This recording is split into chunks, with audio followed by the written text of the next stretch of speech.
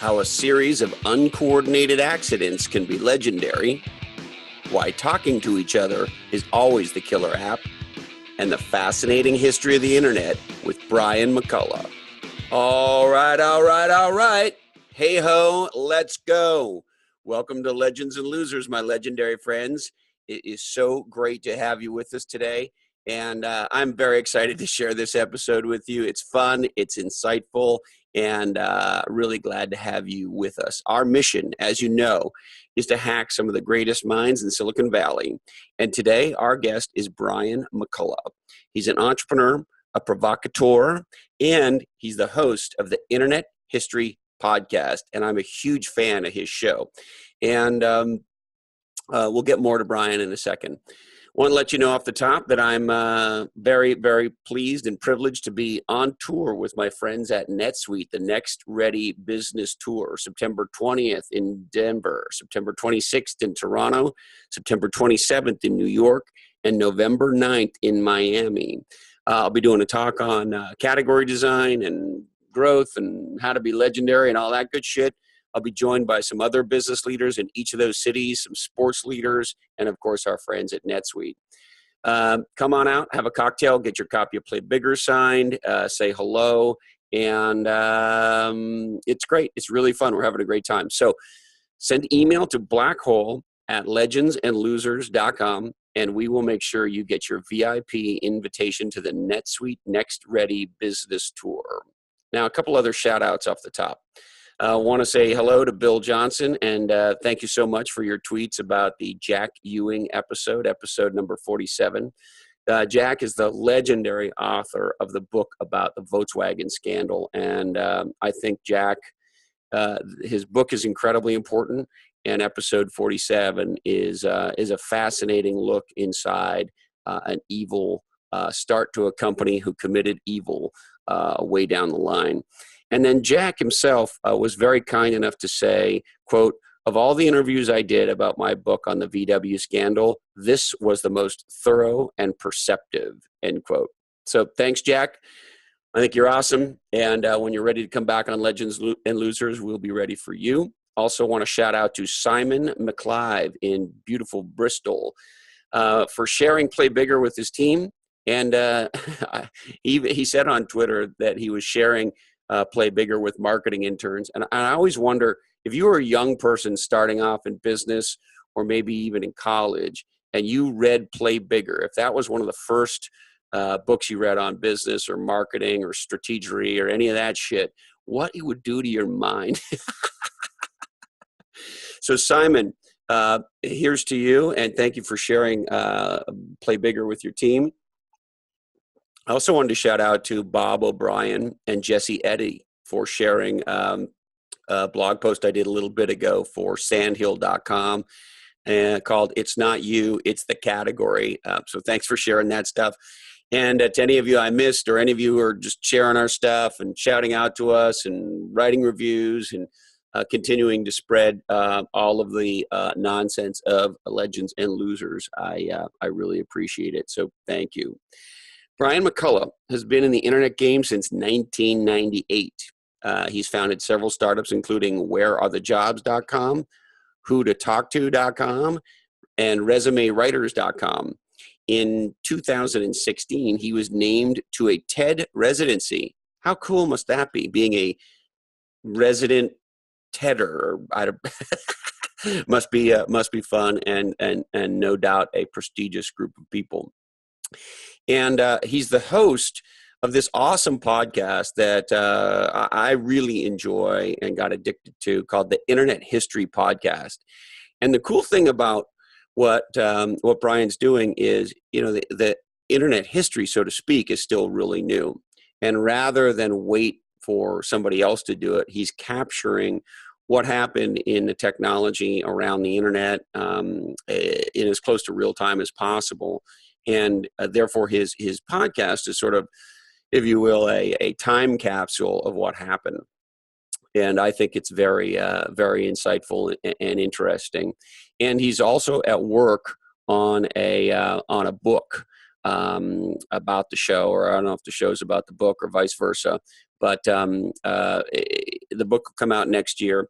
Brian's show is awesome, and he's got some fantastic insights for us. So without any further hamana ha ha ha, here he is, Brian, on Legends and Losers. So Brian, tell me one of your favorite things about the history of the internet. One of my favorite things? So I actually like the fact that it's so accidental. I've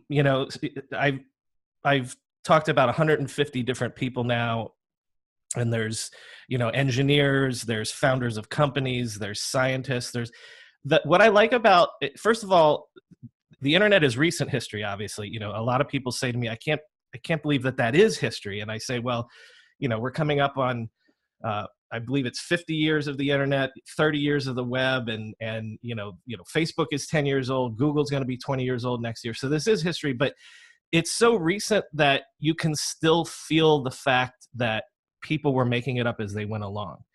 When someone does the history of like the founding fathers or something like 200 years ago, it's so steeped in history that the stories are all, well, this inevitably led to that, and this happened because that person was a genius and sussed this out. But when you talk to people and you collect oral histories of people that did history 10 years ago, 20 years ago, you can still capture we had no idea what we were doing. No, we just stumbled on that idea. Can't believe it worked, and to me, like, that's more vibrant history than what you would call a hagiography. Just this great man did this. I like history where it's people fumbling around in the dark and making it almost by accident. That's awesome. I love that. And the thing that's so cool about your show is because it is recent history, in some cases current history. I just listened to an episode you dropped, I think pretty recently, with Christine Warren on SoundCloud, right? And that's just that's happening right now. Yeah. And so that's what I love about what you're doing, whether it's sort of going back and looking at Netscape or the very origin of the internet itself, of course, and all the various stages along the way. And then you also do shit that's happening right now. And so I think for me as a fan, if it was just what happened in 1987, that would be cool for a while, but it might get old, right? And so the fact that you kind of interstitial what you're up to, I think is also very cool. I mean, there's two methods to my madness. One is that I'm not very organized. This wasn't necessarily an evil plan. Was this a little bit of happenstance too here, Brian? I mean, so it could be, I'm doing something because all of a sudden I got interested in it and went down a rabbit hole, right? The podcast is not very chronological at all.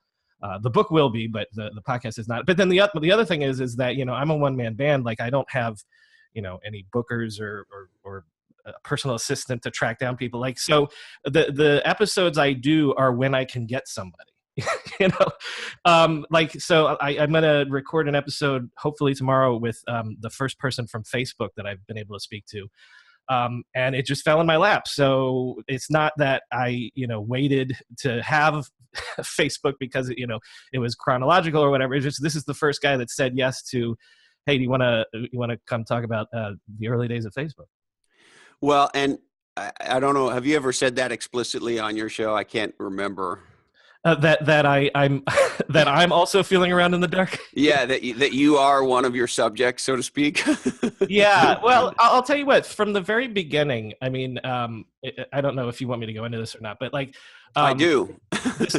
this whole project started that I wanted to write a book. Books have been written about the birth of the internet back in the late 60s with ARPANET and Tim Berners-Lee in the early 90s, starting the web. But so I'm a startup guy. I've done 3 web companies in my career, and it sort of always annoyed me, maybe for ego reasons, that no one had done a book of like the last 20 years. There's been books about Google or books about Amazon or this person, that person. But, I was always like, why isn't there just a comprehensive book of A led to B led to C? It's not any great insight, but I thought it would be valuable. And so I like every company I've ever started, the thought was, that's a good idea. Somebody's going to do it someday. Why don't I do it? So yeah, why not me, right? right. So originally, this was 4 years ago now.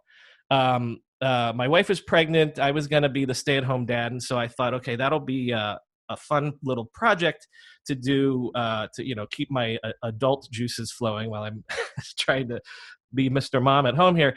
And the problem is that I am a web guy. I am an entrepreneur, and so but specifically a web entrepreneur. So I'm used to having an idea and being able to throw it up there and get immediate feedback, right?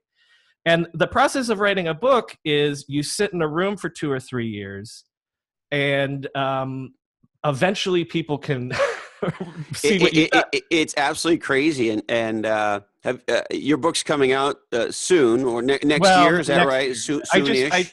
I just turned in the manuscript last week, but I'm learning. Congratulations.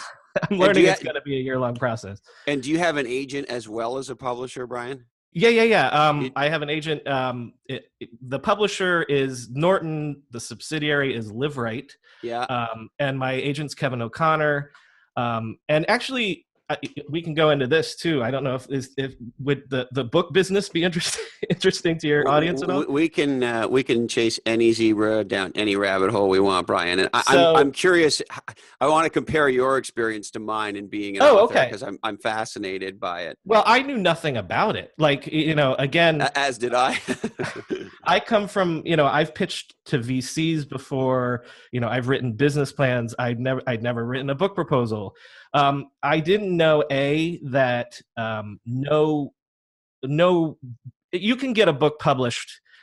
You can self-publish. You can, but like if you want to get with the big five, as they say, or whatever, if you want a real big time publishing house behind you, they're not going to look at you until you have an agent, and a reputable agent, and most likely, at least in this country, an agent in New York. So that was a surprise. I hate to interrupt you, Brian, but from what you heard, and you've been through it a little more recently than me. Play Bigger came out a year ago, so I was in this cycle. Let's call it. I think it was 3 years ago, if memory's right. So, your interpretation is that everything you just said is still very much the case, in spite of self-publishing, in spite of the social media, in spite of all that. Listen, I am not saying at all that there is not a vibrant, self-publishing. You can do it all on Kindle now. You don't ever have to actually print a physical copy. I'm not saying that doesn't exist. I'm saying if you want to go the route of, I'd like to see my book in the airport bookstores. That sort of thing. Like, I got to tell you, by the way, the day that Play Bigger was in SFO, that was a bigger day to me in a lot of ways than the day when Play Bigger came out. I've said that because we asked our publisher, like, hey, how come it's not in the airport bookstore at the time when we first came out? And she said, listen, you're not there yet. You gotta earn your place. Only the best books, only the hot books make it there. And so, we made it there roughly rough 9 months after the launch. Mm-hmm. And in a lot of ways, that felt like more of an achievement than just launching the book, because when you're a business book sitting at an airport, you fucking you've reached your audience. Yeah. That's funny that you say that, because I've literally been saying that from day one. that's my goal, is to see it in an airport one day. Yeah. Well, you're going to get there for sure, Brian. You're going to write I know you handed in a killer manuscript. I know I've listened to enough of your shows to know. Well, yeah. And so that's the other interesting thing, is that, so I could have sold it early on if I had, this is not to disparage like Malcolm Gladwell or anything but a lot of publishers wanted to like Malcolm Gladwell it, by which I mean, pick one thesis and wrap the history of the internet around it, or pick 4 people, pick Zuckerberg, pick Andreessen, pick, the Google guys, and just wrap the whole history around their 4 stories or whatever. And I stuck to my guns and I said, no, like, I don't want to write that book, A, but B, I think that to me, the value of this book is if you just do it as a straight history. What is the history that I'm telling? It is the last 20 years when technology infiltrated every second of our life, right? So to me, that's why I said all those years ago, I can't believe this book hasn't been written, because is there a more profound transformational thing over the last 25 years than the internet, than technology, than having a supercomputer in your pocket? Like, so the fact that that hasn't been examined in a comprehensive And just to underscore your point, I can't.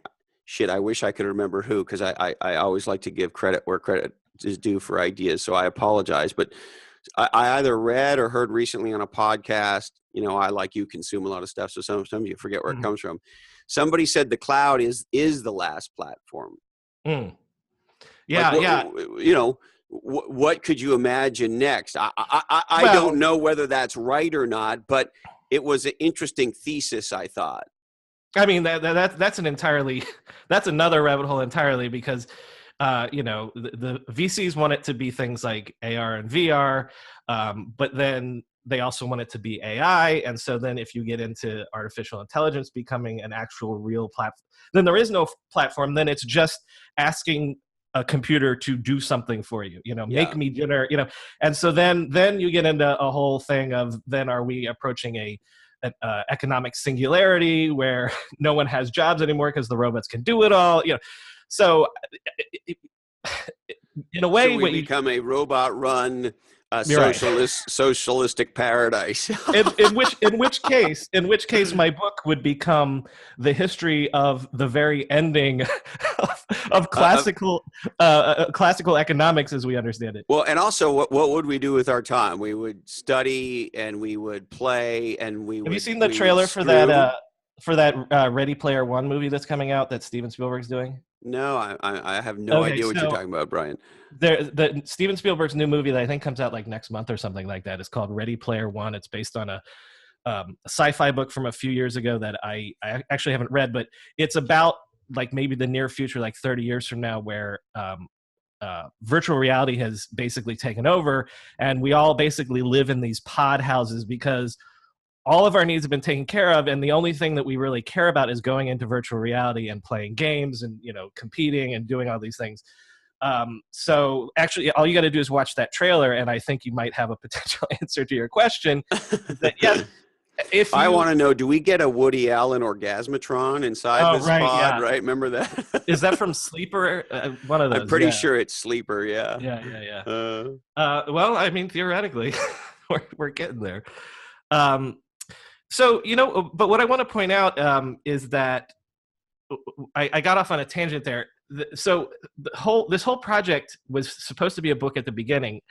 Because I'm used to immediate feedback, the podcast was almost me being frustrated that I couldn't talk to the audience right away. So basically, so I was getting all these interviews for research purposes, and I'm thinking, why am I sitting on them? Maybe people would find them interesting. I throw them up as a podcast, and within 24 hours, I had 1,000 subscribers, and I was like, oh, I am onto something here. And so I think from day one with the podcast, the sort of the audience has understood we're listening in with Brian as he's writing his book, right? Yeah. And actually, which is kind of a very cool way to write a book, isn't it? I was gonna say I've been thinking about that lately. Like maybe I should like do a Medium post or something. Like other people have experimented with that, or a podcast, right? But like that being a new model, a new way of doing, especially nonfiction books, because then first of all the audience is invested because if there's been people that have been listening to me for 3.5 years now, right, of course, so they've been along through the whole journey, and so they feel ownership. I haven't been with you for that long, but I feel, a little bit a part of the book. You just can't, because you're part of my life, right? So I know you, and you're writing a book, and so you're my bro writing a book. But then what I get out of it, I have gotten guests from the audience. I have gotten corrections all the time. I mean, these are nerds. Yeah, they help you, right? They're fact checking you, and also, of course, you're collaborating with every single guest, and so this is. You've kind of got this. And the other thing I really wanted to say to you that I think is so fucking cool, it occurred to me with Legends and Losers, but it's not the purpose of Legends and Losers, but it is your purpose. you are absolutely creating a living fucking time capsule. Mm. And so you've done that in the process of collaborating on this book with now, I don't know, you tell me, it's got to be hundreds of people. Episode 150 will be the next one. So yeah. Never mind all the audience members who. Right. So I call the interview, I do two types of episodes. I do what I call chapter episodes, which literally at the beginning were chapter 1 of the book. It's been completely rewritten from the book, by the way, which is another cool thing, because if you've listened to, say, chapter 1, the first episode on Netscape, and then you read the book eventually, you can see, oh, I see why he changed, because I remember he got that interview and he learned this thing and whatever.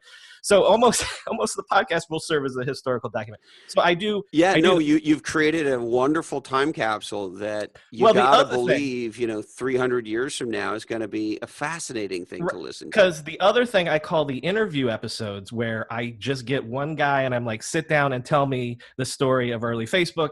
I call those oral history episodes, because in a sense they are. Like, I never edit anything unless someone says, maybe I shouldn't have said that or something. So otherwise, I just turn on the microphone and I start, usually, with their background in terms of schooling and education. And then I just go. I just prompt them, and I'm just like, just tell me stuff. Just remember what you remember, So I have a little bit of a relationship with like the Computer History Museum or whatever, but it's very much my intention that the podcast itself will live on separately as a historical record, exactly what you're saying, so that even if, the episode with the guy that invented MP3s, I don't think he even has a line in the book, but that episode can exist forever for people to hear that story, Well, and the other thing is, I don't know the construction of the first book, because maybe there's more, but if and I put all in quotes, if all you wanted to do with episodes that for whatever reason didn't make the book was to transcribe them, and then sort of either yourself or maybe a writer that you love, turn each episode into like a great blog post, and then you could publish that as a collect, like you could, like my friend Dushka Zapata, who's a Quora superstar. Well, what she does with her Quora posts is she puts them together in a book. And look, you don't have to buy any of that shit. Everything she writes is sitting there on Quora, but she organizes it nicely and packages it and puts it in a pretty little book, and it's kind of fun to have if you're a fan of hers. And so I guess my point is, there's a book like the one you're doing, and then there's like a kind of book, like a little gifty book, maybe that one's a lot cheaper or whatever, but you get my point. I feel like I've been freed up almost because the manuscript is done, because especially the last year or so, everything that I've done has had to serve writing the book. And now I'm sort of freed up to go back to just stories that interest me. And I'll give you a perfect example.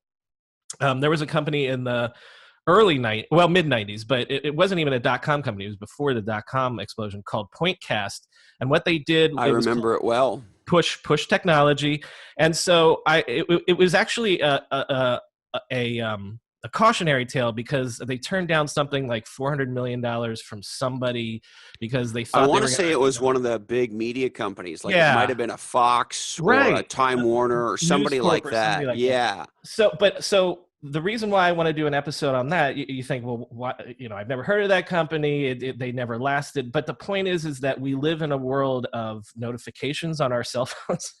So the fact that they were just 15 years too early, Pointcast, in what they called push technology, but we now know as this sort of always on, you can't escape the next notification. You're never out of the know.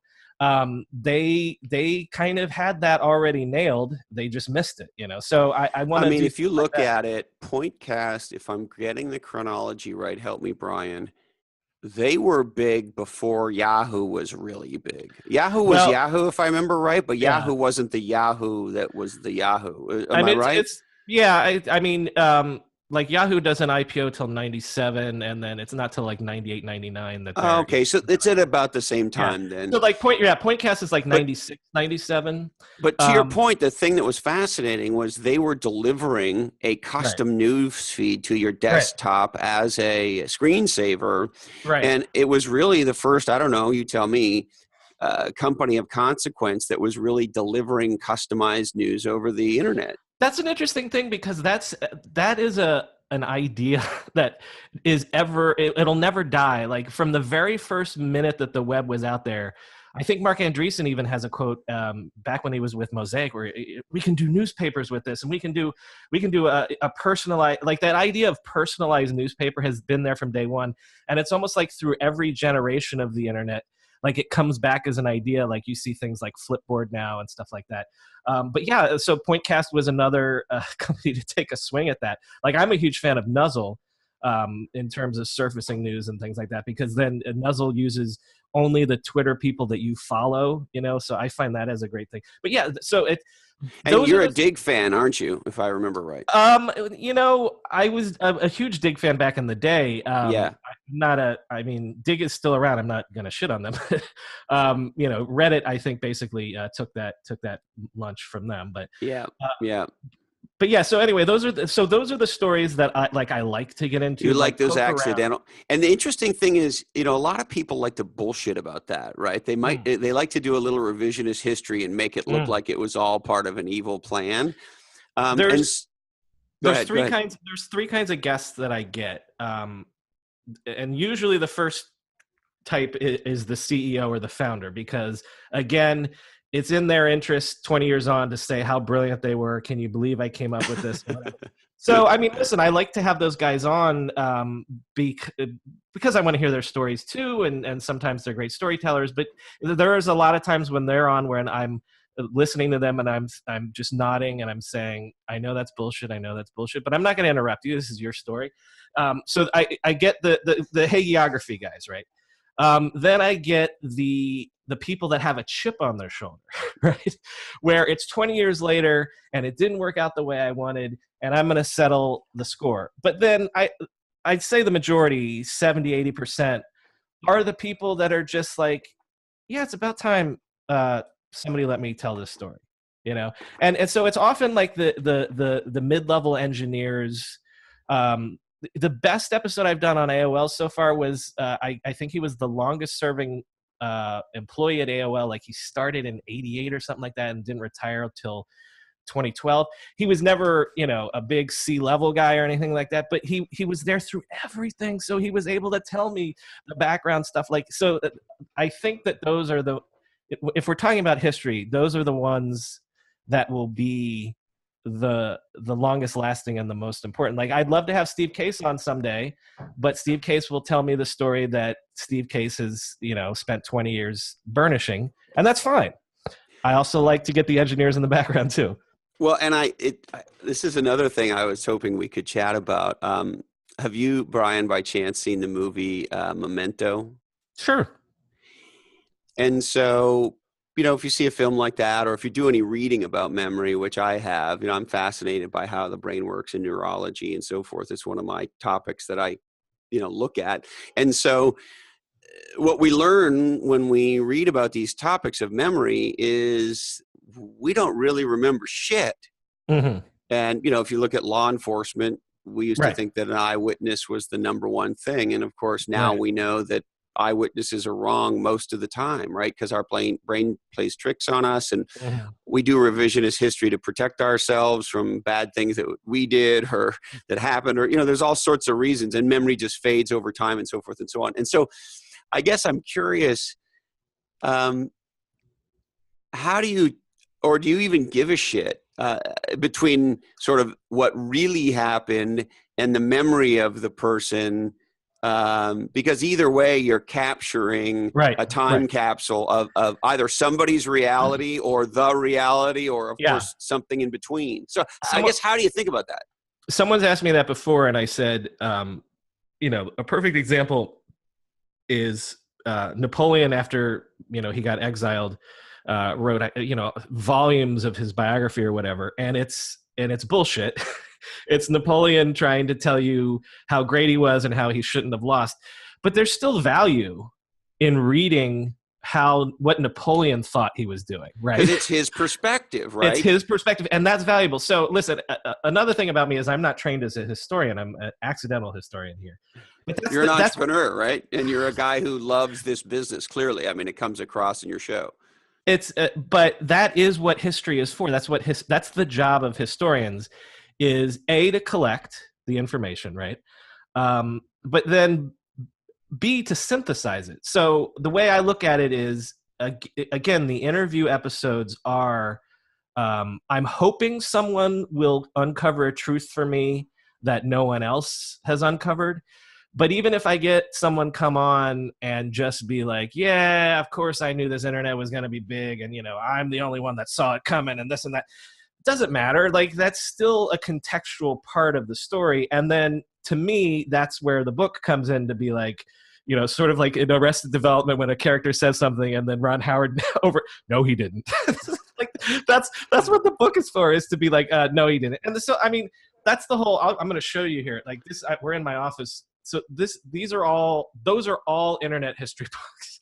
Oh, wow. Like, do you think you have the largest collection of internet history books? Listen, if there's a book on the internet, even tangentially, that I don't have, but so, all I've tried to do is try to make sure that I know everything.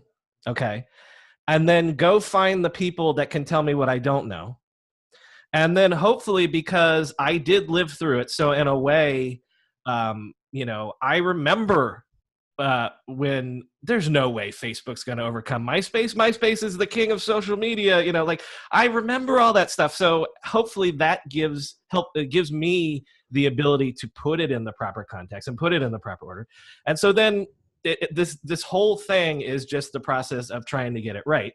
And I'm trying to do justice again to my industry and to the people that I think have created amazing stuff over the last 20-25 years. But in the end, it does feel fun that it's going to be me that's going to say, yeah, no, this is the way it happened. I love it. So let's go to some of the ways that it happened, if we could. Like, sure. What are some of the more surprising things that you've learned? Because obviously you've lived through a lot of the history of the internet, but as you're going through this, what are some of the what the fuck or how? What? Huh? What are those? Again, so I did my first company in '99. I did another one in 2003 and 2005. So most of my stuff was in Web 2.0 era. I didn't realize, and this is dumb of me because now it's completely obvious, that basically everything on the internet is just the business model is advertising. With e-commerce being the obvious exception, but on the consumer side, obviously on the consumer side, but I, even as someone within this industry, that I thought it's changing the world, it's transformed everything or whatever, but basically everything that you can think of exists because someone can throw an ad against it. And so to quote Mark Andreessen again, he said recently that, like, that's the challenge for technology, and over the next 10 or 20 years, like, what's the biggest part of the economy? It's healthcare, it's finance, and things like that. The internet so far hasn't touched any of that. The fact that the internet has done so many things to us and has invaded so much of our lives, but basically in aid of advertising to us, and it hasn't yet transformed things like healthcare, hasn't transformed things like transportation, like education yet. I guess I just naively didn't realize that everything from Google to Facebook to anything aside from e-commerce on the consumer side, it's just the fact that because all of our attention spans have migrated over to digital, the ad dollars have followed, and that's what subsidized everything that's happened. Yeah, it is eye-opening. And the thing I find most troubling is Seth Godin, as you know, wrote Permission Marketing plus or minus 20 years ago. And if I remember it right, his whole idea was that you would educate consumers, and consumers would opt in, and the consumers that opt in would be this really powerful set of consumers. And so you're really, what you wanted to do is to try to get consumers to opt in, because one man's junk mail is another woman's treasure. And that made all the sense in the world at the time. And yet when I go to, and I won't name a publication because it's not fair, but you pick any fucking publication, and you tell me, Brian, but by my eye, more than 2/3 of the page when you first go there is advertising. And in some cases, more than 2/3 of the page is always advertising. And now we have those little fucking video things that follow us around. Well, but think of how that's ebbed and flowed, because you remember in the late 90s, early 2000s, when, pop-ups and pop-unders were a thing, and everyone was so annoyed about that. And then somehow we killed pop-ups and pop-unders. And then everyone's like, okay, great. But then it comes back in different ways and more insidious ways or whatever. And so now we've got ad blockers and things like that to fight that.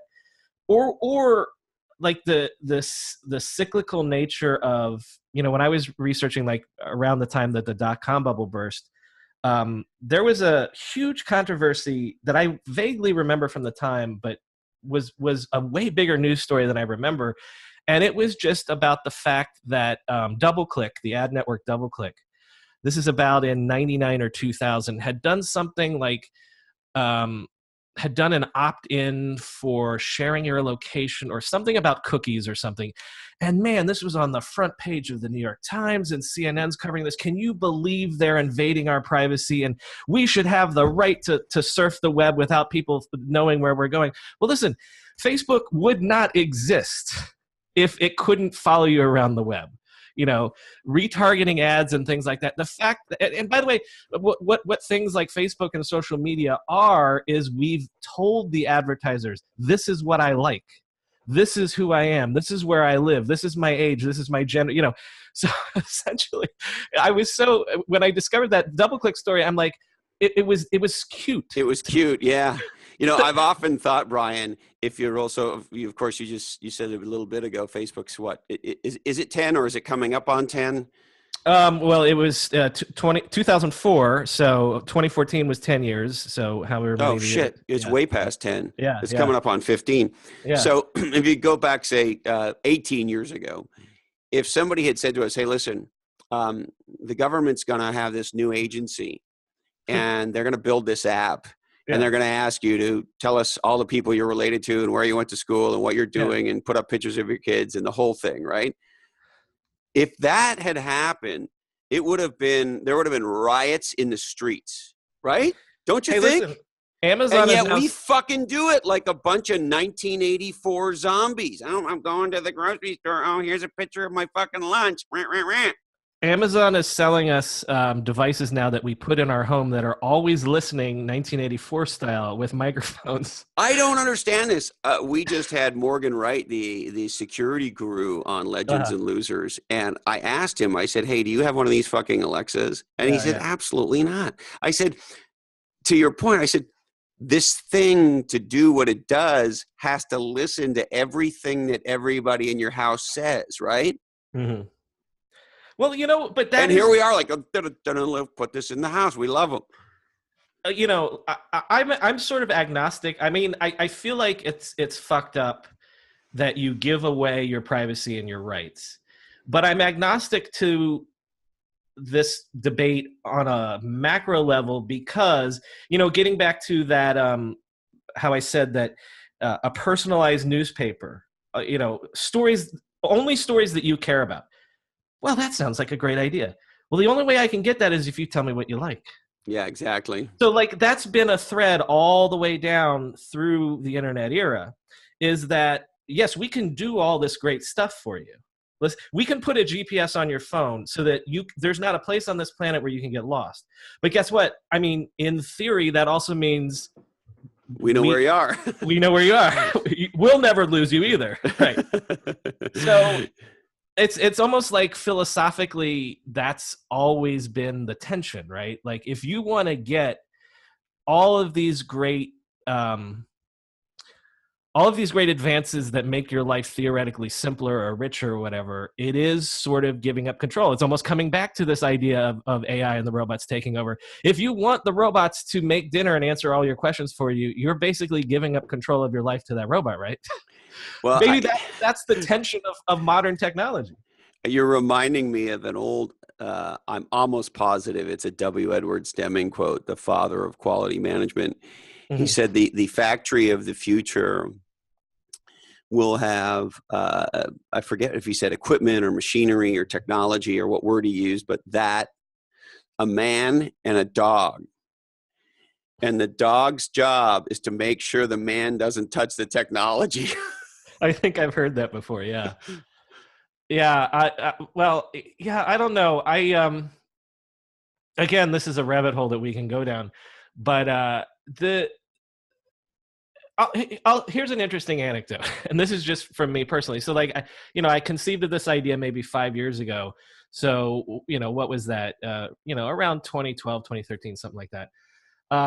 And so that was still new enough in recent technology history where smartphones were still new, and like the fact that, my phone is a run tracking app, and there's an app on my phone that I can talk into and it'll translate it into Spanish in real time. Like, so when I started this project, it was still like technology. People still generally felt like technology was, wow, this gee whiz magic thing that's changing my life for the good. In the last 2 years, maybe even just 18 months or so, when I tell people, what I work on and what the book's about, oh, it's going to be called How the Internet Happened. And they say, oh, you're going to explain how it ruined our lives.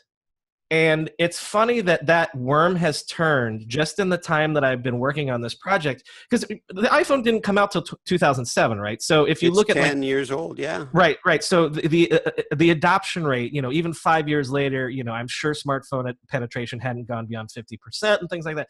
So it was still new enough that once you got that smartphone, it really was technology changing your life. Once you signed on to Facebook and you found your college roommate from 30 years ago that you had lost track of, it really was, it felt magical. And now all these years later, it's turned, and some of the people that I interview for the show, I do ask them about that, and within Silicon Valley they feel that.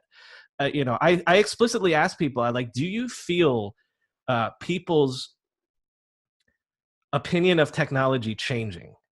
And they do feel it. Interesting. It's funny because I'm dyslexic, and I've discovered recently, I have all these other fuck things that explain a lot of reasons why I'm incapable of a lot of things. So for example, I can't use Uber, the app. It doesn't work. I can't use it. And so it has to, to me, Zoom is a miracle, because not only is it awesome, but I can fucking use it. If I'm the bar for shitty user, right? And so I've only realized recently, Brian, the context I had with technology, even though I've been in the technology industry for 30 years, because for me as a user, it's really, really hard, way hard. Email is really, really hard.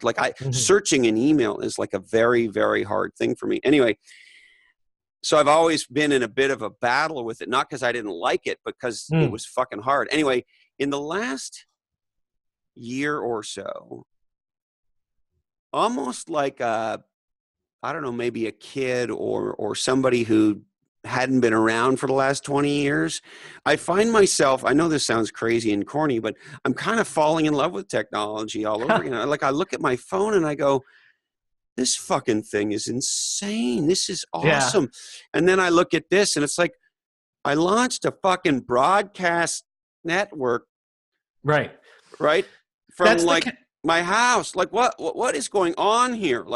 And then you look at podcasting as an alternate media channel and how powerful it is, and on and on and on, right? And so I just find myself more so now than I remember as an adult going holy fuck, this is awesome. This is Star Trek shit right here.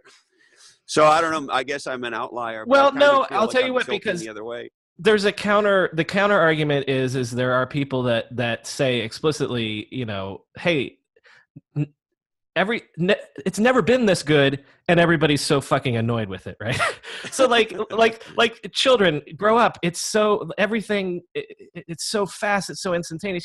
One of the things from the very first day that the web came around, guys like me bought into the idea that this will allow any child anywhere in the world at their fingertips the ability to have knowledge that 40 years ago only the president of the United States had. And that's actually happened. So, from things like Wikipedia and Google or whatever, and, smartphones are proliferating in the third world because they're not luxuries, they're actual necessities for getting through everyday life, for making payments, for things like that.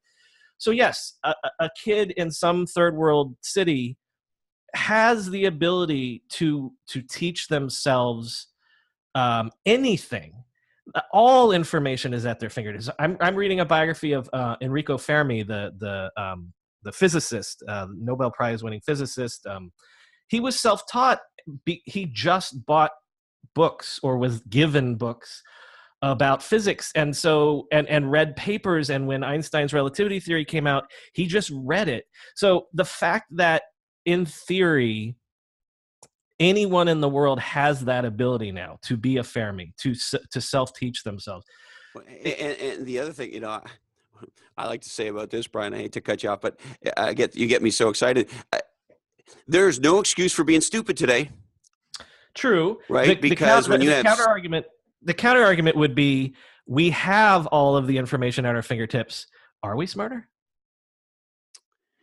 Well, that is a good question, but the way I look at it is kind of fuck you if you're stupid, because when Stanford is putting massive quantities of their curriculum and you can get a world-class college education just by watching videos online now. That's right. And you just think about the difference, and I know they've sort of become a cliche and a joke and ha ha ha, but the reality is TED Talks are awesome and all of those things.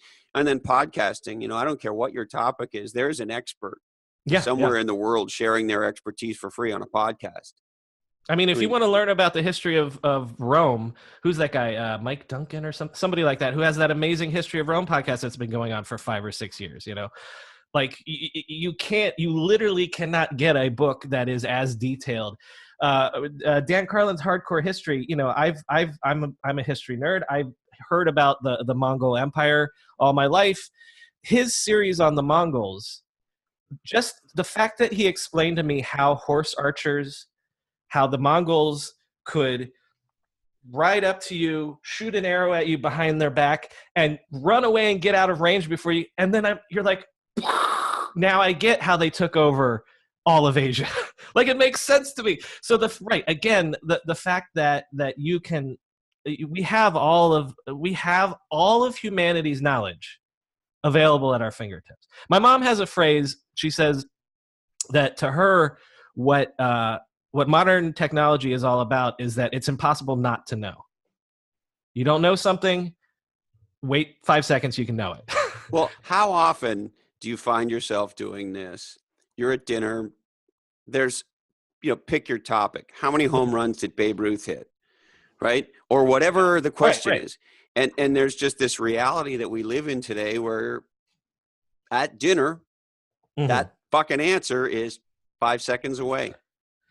There is I hope people Google or YouTube search this. There's a great comedian called Pete Holmes, and he has it's maybe a 3-minute long bit. Google Pete Holmes not knowing. And he says that. He says, I think the bit is, where's Tom Petty from? Florida. And his whole point is he's like, it used to be, I wondered, I would go ask people, where's Tom Petty from? I don't know. And then one day you'd look on the back of an album. Right. So he's like, what we've lost is that, like, he calls it the impregnation of wonder, where like a problem, like a question sits in your head for years at a time. And then when you finally get the answer, it is like a religious experience. Oh my God, Florida, and so like, look that up, because I think that's sort of what we're kind of talking all around, is that everything is amazing. And then at the same time, maybe we don't feel like it's amazing. So is there something wrong with us? Or, you know what I think? Speaking of comedians, have you seen that Louis C.K. bit he does about this? Which, about Google or about No, answering questions? he does a bit about how shitty we are about appreciating the technology. It's back when Wi-Fi was on planes, yeah, and he yes, describes the guy getting all pissed off and how that's like all exactly this this awesome idea. shit is wasted on all of our shitty asses. So yeah, look that one up too, It's a because that's great one. yeah. Right, that's So exactly what we've been talking about. who's one of your most surprisingly interesting people? Maybe not someone I'd know, or maybe I wouldn't think would be interesting, or like who are those people who really? You know what? I'm gonna look it up right now because I always forget his name. I'm gonna give you the best one. Okay, Chris Cooper, who is the founder of Quote.com, who usually, unless it's a long time ago, everybody's got some sort of a profile. And Quote.com was like, gave real-time stock quotes to I remember it very, very well. Yahoo and everybody. In the mid to late 90s, if you were an executive, you had Quote.com up. And you know how I used it? Because I've never been a big, stock market trade guy and all that. But you definitely wanted to know sort of how the tech sector did and how your space did. When I first came out here, I joined an already public company. But the other thing that was great about Quote.com, to our discussion about personalized news, is it gave you all the press releases and all the news. So if there was a story in Forbes or the AP or whatever there was, so you'd see, Oracle announces the new blah, blah, blah, and then you'd see whatever press coverage they got. And so not only did it give you the stock and the market cap and the volume and all that shit, but it gave you this news which actually put into context for you sort of what was up with either the company or the sector. Right. So that's Quote.com. And what's his name? Chris Cooper. And actually, it's a funny thing to think about. You're like, well, somebody made a company out of stock quotes. But yeah, there was a time when like that was a revolutionary thing that you could find out. You didn't have to wait for the next day's paper to find out how your stocks did. So to explain why Chris Cooper's episode is interesting, again, he was sort of a guy that was so off the grid. I couldn't find a lot of research on him. And so I go into the interview without a lot of details. Like usually I have notes, for like 40 or 50 questions. I only get to 30 of them or whatever. I probably had 8 notes for this guy. So I'm just gonna wing it. And we start talking, and he says, I got my start counting cards in Vegas. And I think, oh, that's interesting. He's like, yeah, I was a math guy, so I blackjack and all that stuff. And then I get, the casinos don't like that, so I get kicked out. I'm like, oh, that's colorful. He's like, so then my next endeavor was, so then I started manufacturing drugs. And I think in the episode you can hear there's a silence, and I'm like, and he says, you realize what kind of drugs I'm talking about? I'm like, yeah. He's like, yeah, so I did that for several years, and the feds busted me, and I was in prison, and that's where I learned to program.